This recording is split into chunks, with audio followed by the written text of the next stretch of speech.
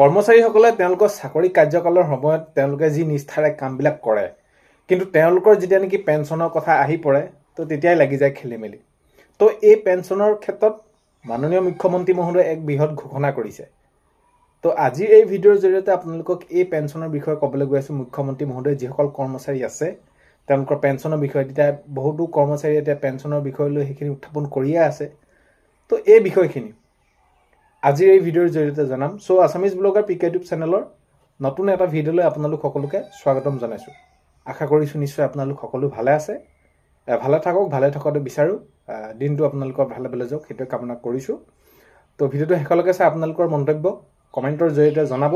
আপোনালোকৰ এনেধৰণৰ অভিজ্ঞতা হৈছে নাই হোৱা, বা আপোনালোকে এনেকুৱা ধৰণৰ অভিজ্ঞতাৰ সন্মুখীন হ'বলগীয়া হৈছে নেকি। তো আৰু এইখিনিতে আপোনালোকক এটা অনুৰোধ কৰিম, চেনেলটোলৈ যিসকল আপোনালোক নতুনকৈ আহিছে চেনেলটো ছাবস্ক্ৰাইব কৰাৰ লগতে কাষতে থকা বেল আইকনটো প্ৰেছ কৰি অল কৰি থ'ব, যাতে নতুন এটা ভিডিঅ' দিয়াৰ লগে লগে আপোনালোকে আগতীয়াকৈ চাবলৈ পায়। যদি ভিডিঅ'টো চাই ভাল পায় লাইক এটা কৰিব আৰু শ্বেয়াৰ কৰি দিব বুলি আশা কৰিলোঁ। এতিয়া মাননীয় মুখ্যমন্ত্ৰী মহোদয়ে নিৰ্বাচনৰ পূৰ্বে যি প্ৰতিশ্ৰুতি দিছিলে, সেই যি প্ৰতিশ্ৰুতিসমূহ নিৰ্বাচনৰ পাছত জয়লাভ কৰাৰ পাছত, চৰকাৰ গঠন কৰাৰ পাছত সেই প্ৰতিশ্ৰুতিসমূহ পূৰ কৰাৰ কথা মাননীয় মুখ্যমন্ত্ৰী মহোদয়ে ইতিমধ্যে তেওঁ বক্তব্য কৰিছে, বা এই যি অহা 5 বছৰত সেই সকলোখিনি কাম নিয়াৰিকৈ কৰাৰ কথা মাননীয় মুখ্যমন্ত্ৰী মহোদয়ে কৈছে।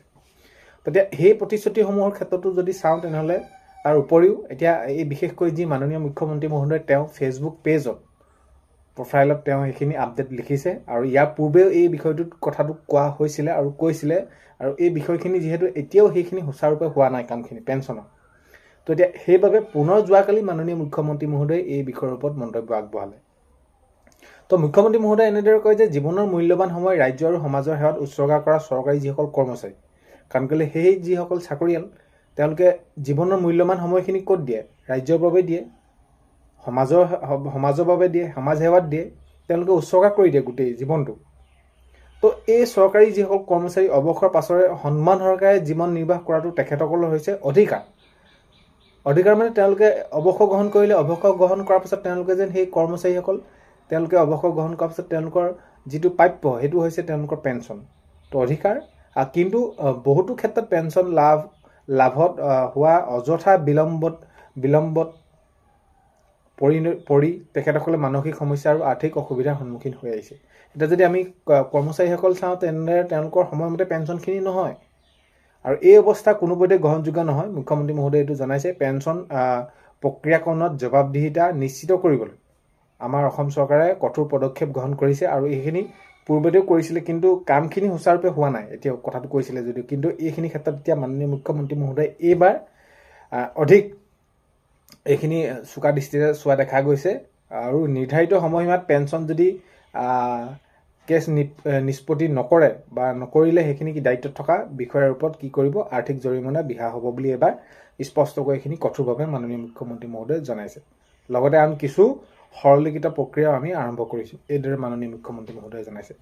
তেতিয়া কথাটো হ'ল কি, যেতিয়া এজন কৰ্মচাৰী অৱসৰ গ্ৰহণ কৰে, পেঞ্চনটো পাবৰ কাৰণে এনেকুৱা ধৰণে তাঁতবাতি কৰিবলগীয়া হয়, যাতে তেওঁলোকে কি কৰিবলগীয়া হয়? অৱশেষত 2 এপইচা এনেধৰণে দিব লাগে। সেইখিনি আমি শুনি আহিছোঁ বা দেখি আহিছোঁ। কিন্তু এইটো যদি চাওঁ, মাননীয় মুখ্যমন্ত্ৰী মহোদয়ে এইসমূহ পদক্ষেপ লৈছে যাতে এইখিনি ঘোচ ঘাচ চাকৰি নামত বা কিবা কামৰ বিনিময়ত তো এইখিনি নহ'ব। সকলোখিনি তেনেদৰে বহুতো চাকৰি তেনেদৰে পঠিওৱাও দেখিছোঁ, তেওঁলোকে চাকৰি সেইখিনি ৰিজাইন দি দিবলগীয়া হৈছে। তো এনেকুৱা ধৰণৰ চাকৰি তেওঁলোকৰ সেইখিনি।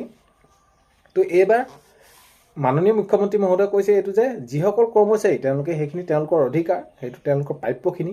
তো পেঞ্চনটোৰ নামত যাতে আগন্তুক সময়ত তেওঁলোকে বা কোনো ধৰণৰ টকা ল'ব নোৱাৰিব, তেওঁলোকৰ যি পেঞ্চনৰ সেইসমূহ কাম সময়মতে কৰিব লাগিব, আৰু যদি নকৰে তেনেহ'লে কি কৰিব? তেওঁলোকক সেইখিনি জৰিমনা বিহা হ'ব বুলি এনেদৰে মুখ্যমন্ত্ৰী মহোদয়ে এতিয়া জনাইছে। তো এতিয়া যিসকল চৰকাৰী কৰ্মচাৰী আছে পেঞ্চনৰ বাবে তেওঁলোকে সেইখিনি তাঁতবাতি কৰি থাকিবলগীয়া হৈছে, তো এতিয়া তেওঁলোকৰ বাবে ভাল খবৰ, মুখ্যমন্ত্ৰী মহোদয়ে এনেদৰে জনাইছে। তো আপোনালোকে এনেকুৱা ধৰণৰ অভিজ্ঞতা আপোনালোকে পাইছে নাই? কমেণ্টৰ জৰিয়তে জনাব। কাৰণ কেলৈ এই বস্তুবিলাক সঁচাকৈ এই পেঞ্চনটো দিবৰ সময়ত এইটো ফাইলটো নিদিয়ে, 10-20 টকা লাগিব, 200-300 লাগিব, এনেকুৱা ধৰণৰ কিছুমান আহি পৰে কথা।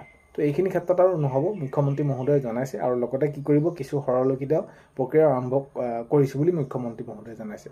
তো আগন্তুক সময়ত যিসকল কৰ্মচাৰী অৱসৰ গ্ৰহণ কৰিছে তেওঁলোকে যাতে সময়মতে এই পেঞ্চনটো পায় সেইটোৱে সকলোৱে কামনা কৰোঁ। কাৰণ কেলে বৃদ্ধ বয়সত তেওঁলোকে সেয়াই প্ৰথমতে মাননীয় মুখ্যমন্ত্ৰী মহোদয়ে ক'লে এইখিনি, তেওঁলোকে ৰাজ্যৰ বাবে সমাজৰ বাবে কাম কৰি পিনি গোটেই জীৱনটো উৎসৰ্গা কৰিলে আৰু বৃদ্ধ বয়সত তেওঁলোকৰ যদি নিজৰ প্ৰাপ্যখিনি সময়মতে নাপায় তেনেদৰে কেনেকৈ হ'ব। তো আগন্তুক সময়ত খবৰসমূহ আহি থাকিলে নিশ্চয় জনাম। ভিডিঅ'টো আপোনালোকে শেষলৈকে চোৱাৰ বাবে বহুতে বেছি ধন্যবাদ। আজিলৈ মানে অন্য এটা ভিডিঅ' এতিয়া লগ পোৱাৰ আশাৰে